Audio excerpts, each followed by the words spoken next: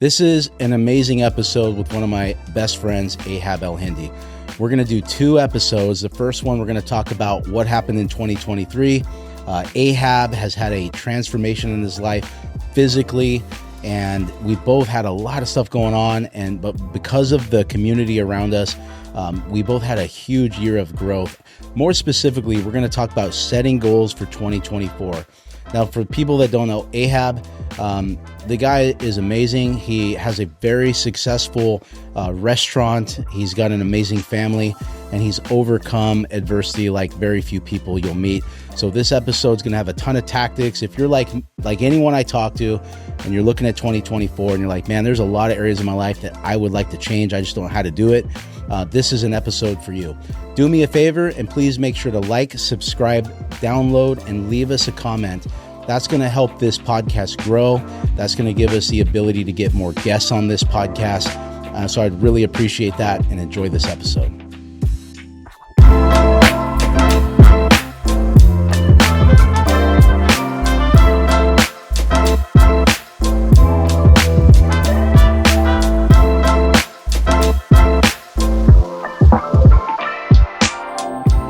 We're live. Good to see you, man. You too, bro. Love being around you. Love being around you too. You've been one of the like at least number 9 or 10 best things that's happened to me. That's a pretty good list. It's in the top 10, man. Yeah. I'm sure Jesus is on there. Your wife's on there. You got some kids on there. And there's some people between them and you, but you're in there. Yeah. I don't know if you've cracked the top 10, but I think you're making your way closer to that, Hey man, progress, not perfection. Where I come from, man, you're just happy to make it in. Yeah, I agree with that. I don't need the place. I just gotta finish. No, you've changed my life in so many ways. I financially, relationally, even physically, like the way we challenge one another. It's just been such a good part of my life. And I just love being able to just reach out to you and just connect. And it's been so good. So good. I and feel our wives get along. Woo! There's a win, huh? Yeah. Well, your wife's easy to get along with. So is mine. I mean, clearly, if she, they can put up with us. They're resilient, man. They can put up with a lot. I would love to talk about. It's 2024, and last year, I tell people when we talk about 2023. It was really a year of kind of a reset. And there was a lot of hard things that a lot of us had to walk through, everyone. Yeah. But there was definitely a year of growth. And a lot of that is because of you and, some of the friends that are so dear to me now. And so I think that's a great place for us to talk right now, because there are so many people that are looking at 2024 with a lot of fear. Yeah. And, not because, for all kinds of reasons, but, the economy, like you with your business, this minimum wage change, which is a very inflationary thing. People are still paying a lot for everything that they buy. So I know for you and I, one of the things that has really helped us stay on the tracks this last year has been the things that we've been doing, the things that we've learned. And, you and I, when we met, we weren't necessarily in a horrible place in life. I think that we definitely were more dysfunctional than we are now. Yeah. I would agree with that. But we've learned some things over the last few years that have really helped us. And I wanted to talk about that. So when you think about 2023, what were some of the areas where you struggled or some turning points for you? Yeah. 2023 was a turning point year for me. Mm-hmm. Like, at the end of 2022, I started my health journey. I had to have surgery because I was having gallstones and I was getting really sick, and it's just in pain from every other. I didn't know what it was until I found out. Then I got my gallbladder removed, and then it started me on this like, I don't ever want to have another surgery again in my life. Mm-hmm. So I need to get healthy. And so I started physically getting healthy, and the more physically I got healthy, the more I noticed my emotions were like regulating. and I wasn't as like volatile, and I was more peaceful, and I was feeling better. And then that put me on like how do I pursue emotional, mental, and physical health? And so that was like really my 2023 journey was like, I went from working out maybe 4 days a week to 5 days a week to now it's 6 days a week. And on my rest day, I'm like thinking about working out, like, what am I going to do? I'm going to It's a habit now. I love it. It's part of your life. It's no longer like, will I work out today? It's like, what am I going to work out today? I love it now. How long did it take for you from working out to turn into something that you had to find the mental energy to kind of go and do it to where it was hard and, you're not loving what you're seeing because results don't come overnight. Yeah. To the point where you actually were enjoying it and it wasn't such a fight to go do it. I think it was last September, I read this book called The One Thing, and it's a good book, but there was one line in that book that like really got me. And he said, a lot of people focus on discipline, but you only need as much discipline as it takes to create a habit. And he said, for some people, that's 30 days. For some people, that's 60 days. For some people, it's 180 days. For me, the habit was probably by December, it was a habit because I was still going into the gym during the holidays. Yeah. And then it increased more and more because I found that like I was getting more than just wanting to get like look better physically. I saw it changing the way I was responding to my kids. Yep. The way I was treating my team members at work, the way I was training up my leaders. And so there was so much that I was like getting out of it, that the mental part, the emotional part, that I just couldn't stop. I fell in love with it, and not for the way I looked, though I did start loving the way I looked. I fell in love with it because of the way I felt. Chris Pratt was talking about the way he was talking about. He goes, when I would eat whatever I want, I loved what I ate, but I hated the way I felt. Yeah. And he goes, now that I don't eat whatever I want, I eat regimented. He says, I don't love what I eat, but I love the way I feel.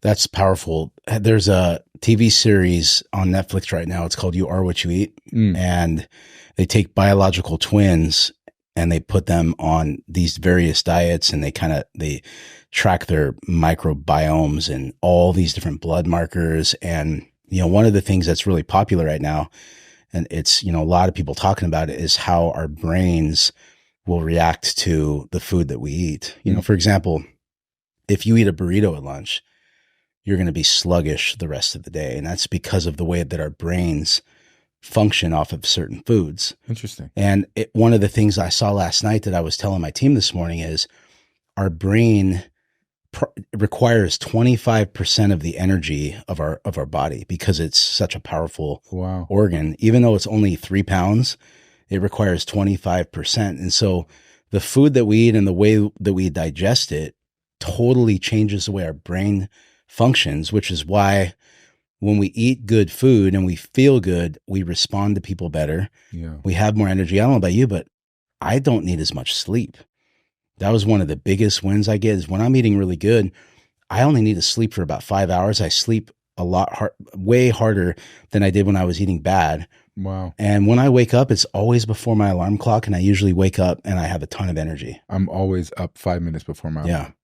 But I would assume it wasn't that way when you were eating whatever you wanted. No, I'd sleep through it. Hit the snooze button.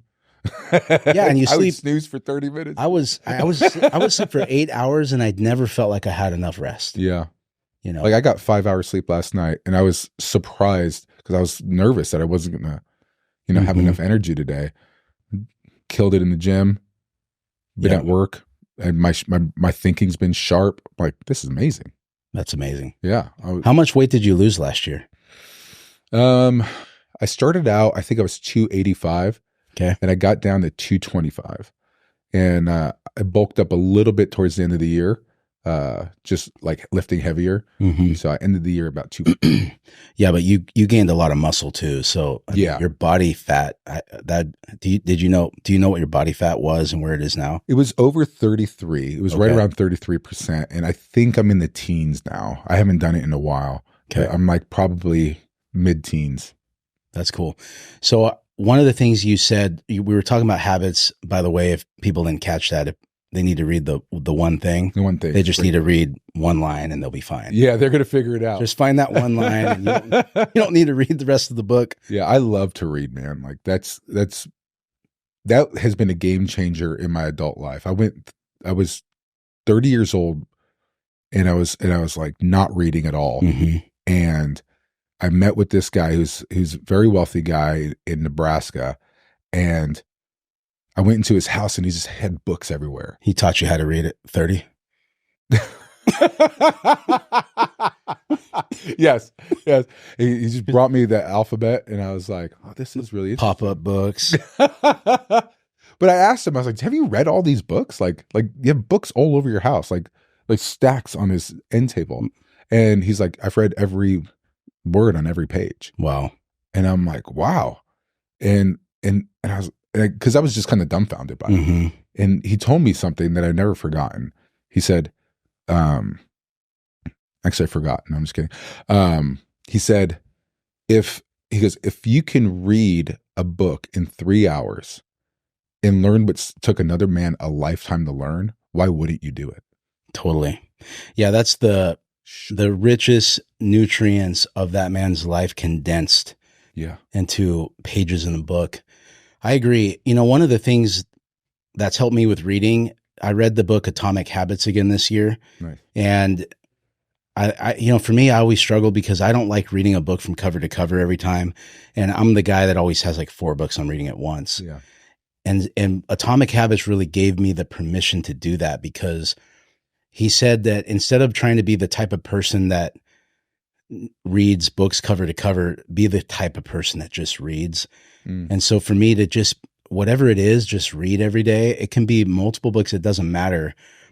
That's totally fine, because everyone's different. Like, I know a lot of people that if they start a book, they got to start at the beginning and they got to end it, and they're going to mark it up. But I'm a browser, man. I'm going to be reading Atomic Habits, the Bible. I'm reading tons of business books. And right now my wife and I are doing the Bible in a year, and I've never done that before. So kind of a cool thing for us to do. But let's talk about, so when you made the decision to get in shape and you started working out, you mentioned how that affected all the other important areas of your life. And one of the things that we do in our coaching program is we try to help people set goals at the end of 2023.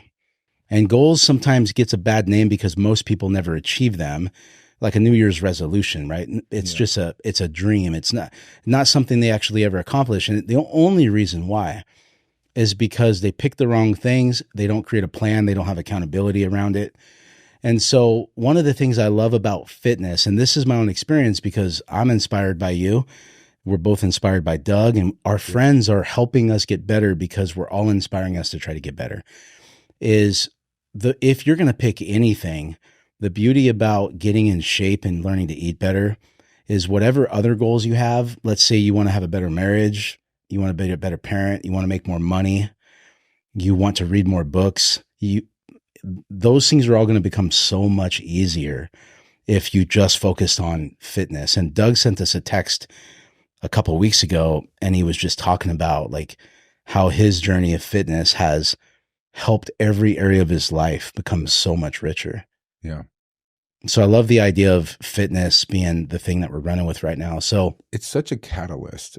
And I'm thinking about 2024, and I have like, I've done something different this year than I've done in the past. Normally I'm like, I want to do this year. I want to do this year. And I make like really specific goals. I want to increase my income by this much or whatever. And this year I have like categories that I want to get better. So it's like, I want to get better in my parenting. Like I want my connection with my kids to be stronger. I want my connection with my wife to be stronger. I want to grow my business even with the couple of the challenges that I have going on this year, there's two big hurdles I have this year. And I still want there to be some growth there, at least in my leadership. And so I was thinking about it, and there's this book by Andy Andrews. He wrote this like years ago. I probably read this book like 10 years ago. It's called The Final Summit. And there's this guy named Dave Potter, I think that's his name. And he's sent up to this like celestial space, and God puts him in this room with all the greatest minds who have ever existed in all of history. And they have to turn this generation around with two words. They all trying to accomplish like what are these two words? You have like Aristotle's and Socrates and all these just brilliant people, Einstein and Benjamin Franklin, and all these incredible minds that have all lived, all trying to solve like how to turn this generation around in two words. Wow. And at the end, like God walks into the room, they can't figure it out, and he says, "Do something." Wow. Yeah. Do something. It doesn't have to be a big thing. It has to be something. Yeah. Just do something. Yep. And it was like this really powerful like crescendo to this book. Yeah.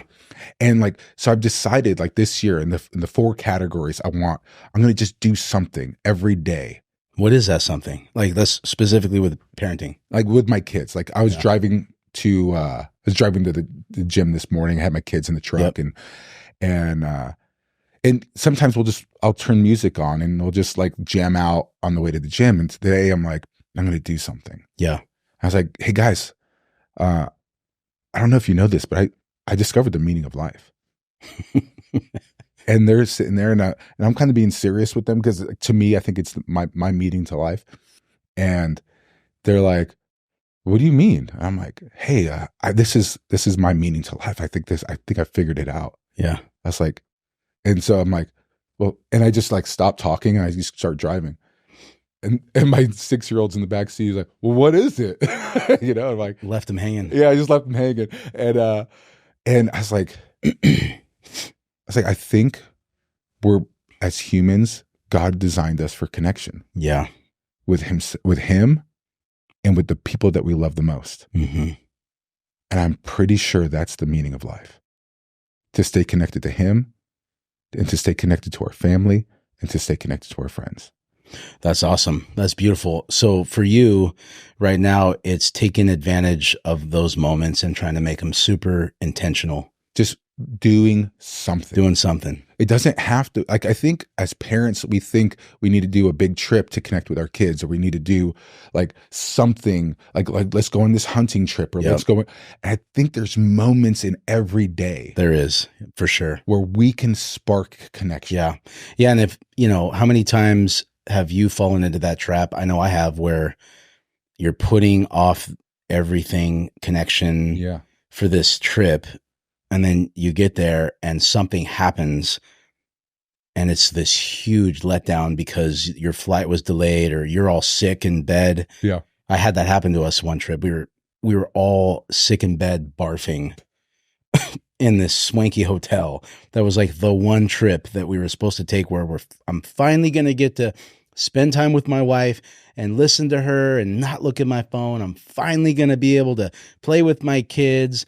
And it's going to be beautiful, and the sun's going to be bright. It's going to be 75 degrees. We get there, it's storming, and day one, my son starts barfing all over the bed. My wife starts barfing, and I have a picture this day, and we look at it and laugh, where we're all just laying in this nice bed, sleeping, sick as dogs. And there's opportunity every day. Yeah, every day. Like I do a thing at night. My 3 boys share, we have like a real big bedroom for my 3 boys. And then I brought my daughter in there and she sleeps on this thing called a nugget. And I take turns every night to lay in one of their beds. And for 10 minutes, I just spend time recapping the day with that kid. Like, how was your day? What did you do? What was your high? What was your low? And we just talk about the day. And then I'll turn the noisemaker on. And then they'll go to sleep. And the kids fight for whose turn it is. every night. Yeah, sounds like my kids. We do something similar. We do that at dinner, high point, low point. And we actually did a wheel of life with our kids this year. Oh, I love that. It was awesome. I mean, I told my wife, if we can just get them to be aware of this stuff, like there's no expectations. They don't need to understand it. Let's just like, it's got to be fun. We're setting the bar really low. I was so shocked. So my son goes and does his wheel of life. And for people that are listening, it's something we do every year. And it's really just kind of weighing out from a scale of 1 to 10, how you feel about the important areas of life, spirituality, family, love life, if you have one, and work, money, yourself. And my son, he ends up writing like a 10 for home and a 10 for family, but the rest of them are like 3s and 4s. Learning, theirs was a little different. They had learning, school, and so he puts like really low numbers. My daughter, on the other hand, she's like trying to get a 10 on everything. She's super competitive, and so we go to bed that night. My wife says, we go through the connection codes at night. So she says, I was sad today when I saw how affected David was with how he feels about his ability to learn at school. He said it's because he doesn't feel smart. And then it was my turn, and I said my thing, and I said, I wasn't actually sad about that. I was actually happy about that. And she looked at me like, why would you be happy about that? Yeah. I said, because he is aware of the truth, and he is the type of boy that is going to find a way to improve. Wow. He like he struggles with some learning. It's like, but he's 8 years old. He's going to figure it out. Like I see that boy going after things and trying to figure out how to get better. He's always wanting to race everywhere. He's so competitive. He's going to find a way to get better. Yeah. And so it was a really cool experience for us. It's something we'll do every year for the rest of our lives. They set goals and laminate. We're going to laminate them, and they're going to look at them. And yeah, it's really fun, man. I honestly love parenting. I think about it all the time. It's like the one place in our life where we get a chance to change someone's life like nowhere else, And I mean, that's a huge responsibility, but it's also a privilege.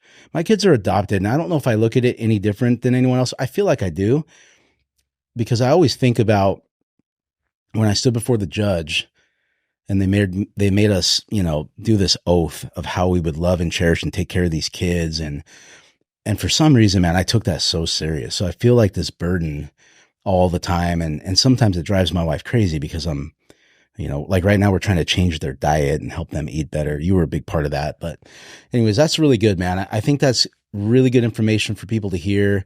Start somewhere, do something. Yeah. I think the problem is, it's another Andy Andrews quote. And he'll say something like, have you ever been bitten by an elephant? And no, right? But how about a mosquito? We've all been bitten by mosquitoes. And he goes, you see, it's the little things that'll get you. It's like, I think if we can master doing the little things well, the big things come. So true. I'm positive of that. I've looked at it in my own life. Like I've tried to become a master of the little things and just getting little things right. Mm-hmm. And I'm watching like the success of my life, not from doing the big things, but the big things end up coming to you when you do the little things. It's so true. And about your kids, man, like when we were ATVing the other day, I was sitting there, I think it was like New Year's Day, right? Yeah. And I was sitting there seeing you and your kids and your wife, and I was like, man, those kids hit the adoption jackpot. Like the jackpot. Like, we hit the jackpot too, man. They're great kids. They're great kids. But you're great parents. Thanks. I'm just so proud of you guys. Oh, I appreciate that, man. It's so much fun. I mean, it's not always fun. It's hard a lot, but even the hard stuff's fun. I mean, it's been the greatest thing that it's so much fun, man. We love it so much. You were talking about before you mastered anything. I saw a quote today. It was, you have to be a disaster before you can become a master. And I think that is something I really relate to. Yeah. I think you do too. I'm going to project that on you. No, I'm a disaster. Well, because, it's like, how are we going to ever discover what we really want unless we really go into like areas that we don't want? Like you were really overweight. I was 230 pounds in high school like 5 foot. Like that's a big boy. Yeah. I got pictures I can show you. And I think sometimes people look at someone like you or someone who's quote unquote successful, they're in shape, they've got their families, and they just don't understand. They think our minds will almost tell us like, we can't do that. And like, that's a message that I always try to share with people by sharing my past is like, no, you totally can. You're never too late and you're never too old. I mean, I know guys in their 50s that have had 180 experiences. And so that, I think that's one of the things I hope people get out of your story is that, man, you just have to start somewhere and do little things and they add up over time. And so like for an example for us, I was thinking about, we've been reading the Bible since the first of the year, the one that we're doing together. And we try to do it in the morning, but sometimes our mornings are chaotic. And so I'll be able to pray and do a couple little things, but I catch up at night. And so my wife, she's going to hit me for saying this, but she's been on her phone a lot at night, and I'm trying to do the best I can not to tell her how to live her life. Yeah. So I just let her do her thing. And I've been trying to plug my phone in and not have it in bed. I've watched all these things, just screens at night, bad. Yeah. And so I'm reading my Bible at night. And for the last 4 nights, I told you I've had a little bit of a hard time sleeping for other reasons. But when I wake up, my state is so much different. I have peace. I don't know why I'm waking up. I'm not stressed, but I just wake up. But then I wake up thinking about Genesis. I'm reading it right now.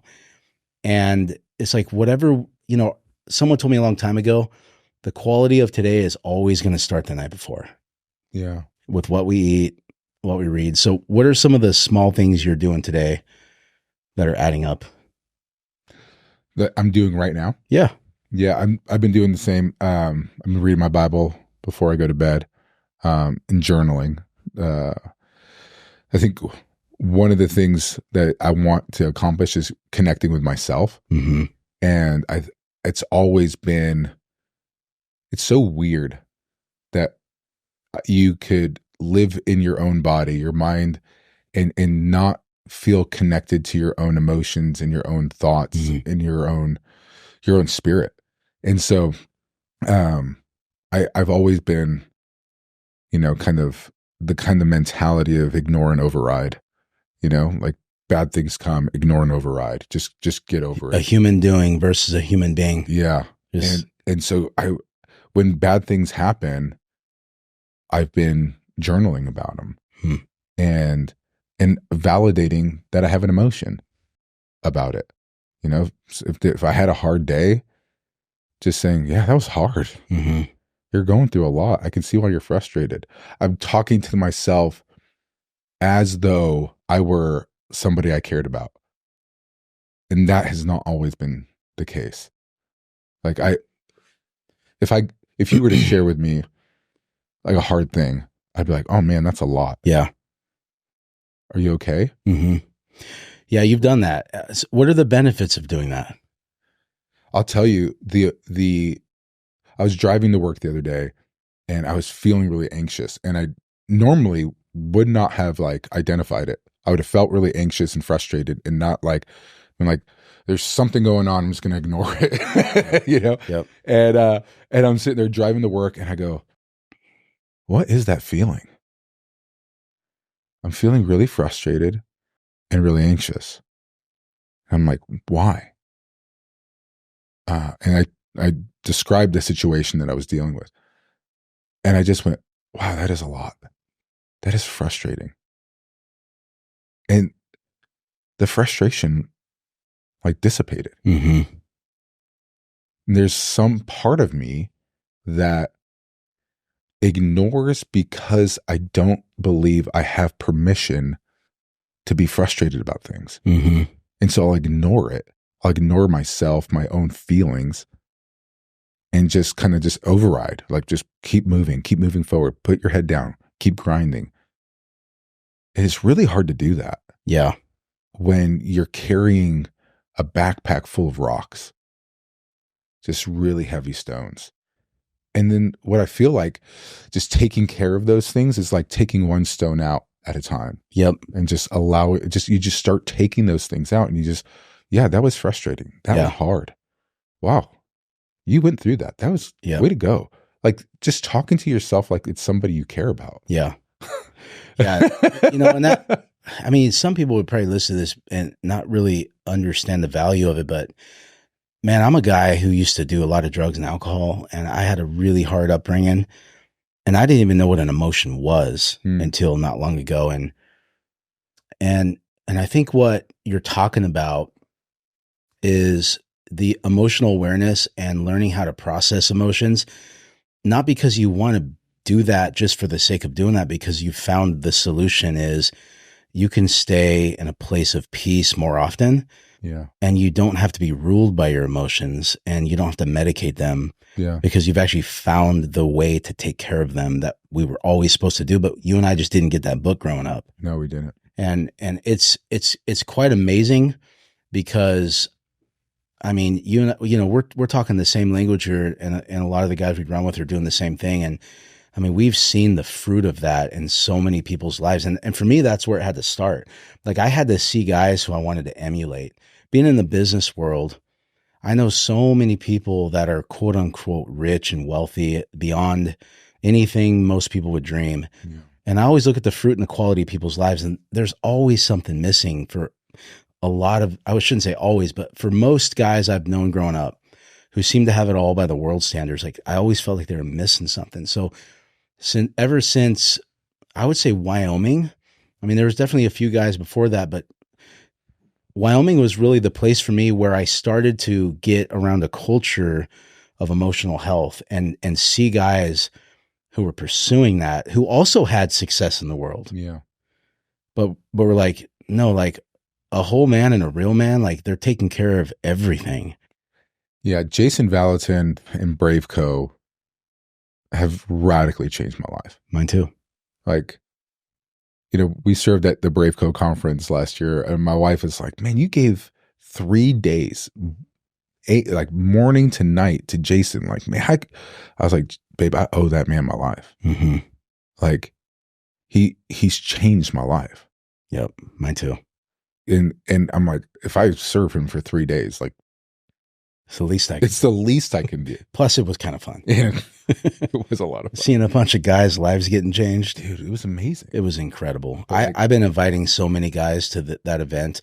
There's something interesting going on in the business world right now. So I'm a mortgage banker, but I'm a coach for the biggest mortgage and real estate coaching group in the country. And I've met a lot of people that are really well-known influencers in the financial space, TV shows, all that stuff. And one of the things I've noticed this year, at least 4 out of 5 of these guys have been baptized. Wow. And are starting to read the Bible and talk about Jesus on their podcasts. Wow. And these are secular podcasts. Like, these are not Christian podcasts. I mean, yeah, it's really interesting to see. And some of these guys, I told Jason, like, I'm inviting them to Braveco, and a few of them said they're coming. Wow. Yeah. So I had Chris send him a signed copy of the Poverty, Riches, and Wealth book. Oh, that's great. Got him a personal invite. Yeah. So I don't know. I'm pretty excited, man. I think the thing that you and I and so many of our friends are doing right now is it's spreading. I shared that little post Jason put out. He was going to have a group of 12. He was going to take through the 8 weeks of foundations. Nice. I shared it as a story. And I always see that there's views on all my content I put out there. Yeah. But I don't actually know who's watching, because you might get like a comment or two or a couple likes. Yeah. But man, I cannot tell you how many people have personally called me or texted me and said, hey, tell me more about that thing you posted. Really? Dude, these guys are watching us, man. Wow. That's why, they're looking at what we're doing, and they saw that, and they called me, and I was texting Jay, say, hey, do you have more space? I've got some friends reaching out. Wow. So it's pretty exciting, and I'm proud of this. I mean, there were some obstacles in the beginning. I mean, for all men, it's like talking about your feelings and stuff. It kind of seems like a waste of time. It does. And we're taught growing up that feelings are weakness. And so it was really sort of a rewiring and having to change my entire operating system, as Fab calls it. Yeah. You and I did Foundations of Masculinity twice. Yep. And the first time I did it, I felt always like this need to finally be able to get something off my chest or share something that's going on or ask for advice. And then the second time we did it, I felt less of a need Mm. because I was processing those things on my own Mm-hmm. or with a close friend. Like I would reach out to you in the middle of the week, be like, hey man, I'm going through this. Like, it just feels like a lot. Yeah, that's a lot. And it would just sometimes just be that. And it just, unburden yourself for a moment. Mm-hmm. And sometimes you think, like I would tell myself the lie of like, my friends are too busy or nobody cares about how I feel. Mm-hmm. And the reality is, I know that you care and you know that I care. Mm-hmm. And it took a while to get there. Yep. But there is no question in my mind whether or not Chris cares. And if I call Chris and he can't answer, it's not because Chris doesn't love me or he doesn't care about me. It's because Chris is just like me. He's grinding. Yep. He's doing something. And when he does answer, it means he has the time. Yep. Even if it's 5 minutes. Yep. And I think I dealt with like a rejection mentality. Yeah. I still have like this core belief that I'm dealing with, that I'm not worthy of love. Mm-hmm. And so I work on that belief all the time. Yeah. Because if I can't get that thing out of me, then I will always struggle with the things I've struggled with. Yep. But if that thing can go, then I can, like my coach told me, he goes, you'll be moving from dealing with the things you struggle with to dealing with your dreams. And I'm like, that's where I want to be, like dealing with. Yep. Like focusing on where I'm headed, the powerful things I want to accomplish in life. Instead of just constantly going, oh man, does so-and-so love me? Are they rejecting me? Like, it's like, no, like I'm loved. Yeah. And it's rooted in that Jesus loved me. Yeah. Right. Like without me deserving it. And that's the core of it. And I love that. Like it totally is. Yeah. That's the core of it. I would say the other thing that is probably true for you, it definitely is for me, is I'm totally okay with not knowing what people think about me anymore. I wouldn't say I don't care about what people think about me. I would just say that it's not my business. I don't have to worry about that anymore. I was telling a guy today that I'm coaching who's kind of new into our program that I would go to these events and I would go into the banquet room the first night and there's 500 of the most successful people in suits there. And I would show up, I flew in, I went to my hotel room, got dressed up, going downstairs and walking into this room. I'm so insecure that I feel like there's this word across my forehead that says insecure, and everyone that looks at me, they're going to read it and they're going to see it. And that was like 12 years ago, but I kept going there because I got in the habit of putting myself around people that made me feel insecure. And Jason and I were talking on the way back from Wyoming, and I was just, this is so true now. I was just saying, man, when you run with people that are doing things and better than you, whether it's fitness, finances, family, parenting, whatever, and it makes you feel small because of how big they are, that's the right group to be in. Yeah. And there's going to be this built-in peer pressure that's going to make you eventually become them. And I just feel so grateful that we have that right now. And I think that that is something that people really need to fight for, because everyone always asks me, how do you make money? How do you make investments? And it's like, you just need to get around people that are making money and making investments. If you want to have something in life, find the people that are doing it at the highest level and spend time with them. And they're busy, and it might you have to pay for their time. They do. I mean, I've done that before many times, and glad I didn't have to pay you. I'm going to start charging you now, actually. You should charge me. I get a lot out of it. So one of my coaches years ago, he taught us about what a keystone habit is. And I don't know if you've heard that term before. No, I haven't. So this is like the one thing that makes everything else way more likely to happen. And I would say the fitness thing is an example of that. Yeah. We talked about that, right? So, and thinking about 2024, it's not too late for anyone to set goals right now. That's absolutely right. You know what I mean? Like I like to set goals in November And that way by January 1st, I'm already running. Yeah. Systems are running, the workouts are happening. But even if someone's new and they haven't set goals, like the time of year doesn't matter, right? It's like, do something. Doesn't matter when, right? So if someone was listening and they wanted to create goals right now, the first or second week of January, third week of January, whenever, what would be some simple things based on your experience over the last 5 years that you would say they could do to do something? Be kind to yourself. What does that look like? I think a lot of people, they want the big, hairy, audacious goal, right? They want that big thing. And I would say you have to change the way you think. Mm-hmm. You have to change the way you treat yourself. You have to change the way you perform. And none of that happens overnight. The guy who goes to the gym 5 days the first time, just boom, boom, boom, boom, he's in there 5 days a week. He doesn't come back next week. It's very rare for the guy who doesn't work out, start going 5 days a week, to come back the following week. Mm-hmm. And he goes hard, right? Yeah. Because he remembered what he was like when he was 20. Now he's 40. And he just doesn't know his own body. When I first started, I started with 2 days a week.